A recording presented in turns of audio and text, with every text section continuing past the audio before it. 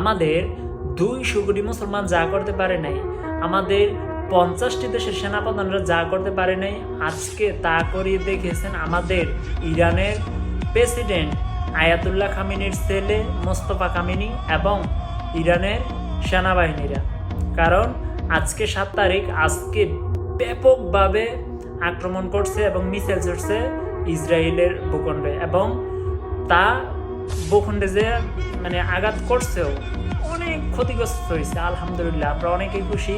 হ্যাঁ, হয়তো ইসরায়েলের অনেক মানুষ মারা যাইতেছে, হয়তো আমরা দুঃখ করার কথা, কিন্তু কখনই করবো না, কারণ তারা ইহুদি, তারা আমাদের অনেক কষ্ট দিয়েছে, আমাদের ভাইদেরকে অনেক মারছে, অনেক কষ্ট দিয়েছে এবং লাখ লাখ মানুষ মারছে, অবিচারে হত্যা করছে। তাই আমরা তাদের এই মানে হামলার কারণে আমরা অনেক অনেক খুশি এবং আল্লাহর কাছে হাজার হাজার শুকরিয়া, যে তো খুব তাড়াতাড়ি ইসরায়েল দেশটা খুব ধ্বংস হয়ে যায়, খুব তাড়াতাড়ি।